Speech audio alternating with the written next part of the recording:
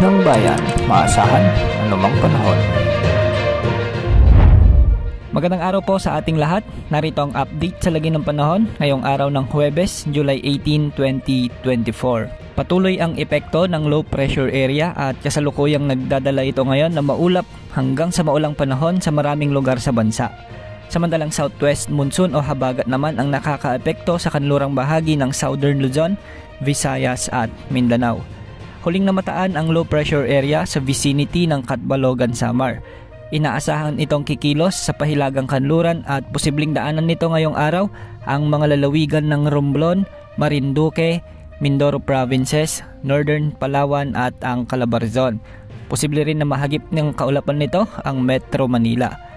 Posible ang malalakas na pag-ulan ngayon kaya pinag-iingat po natin ang ating mga kababayan sa banta ng pagbaha at pagguho ng lupa. Dahil sa malawak na kaulapan na sakop ng low pressure area, magiging maulap hanggang sa maulan naman ngayon sa bahagi ng Visayas, Bicol Region, Caraga, Marinduque at Romblon.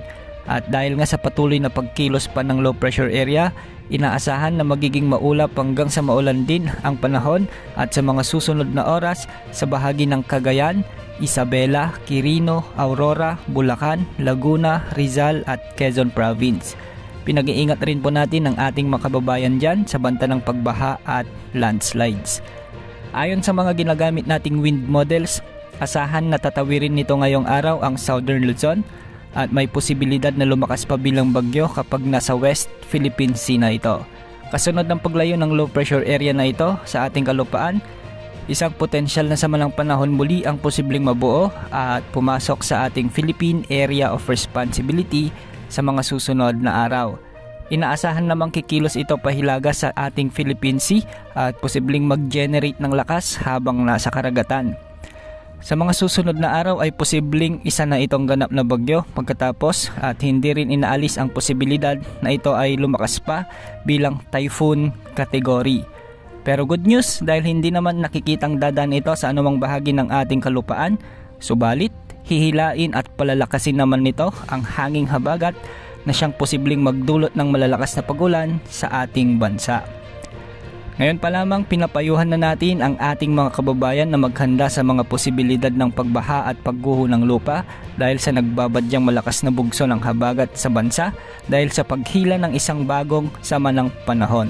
Posible ang mga pag-ulan sa susunod na linggo, isang linggo bago ang opisyal na pagsisimula ng klase sa mga pampublikong paaralan sa ating bansa. Dahil aktibo ang karagatang Pasipiko sa mga panahong ito, may nakikita pa tayong mga kumpol ng kaulapan na siyang posibleng maging breeding area ng mga low pressure area o sama ng panahon.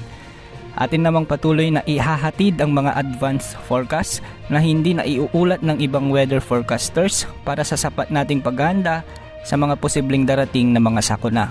Paalala, posible pa ang maraming pagbabago kaya palaging umantabay sa mga update na ating ilalabas.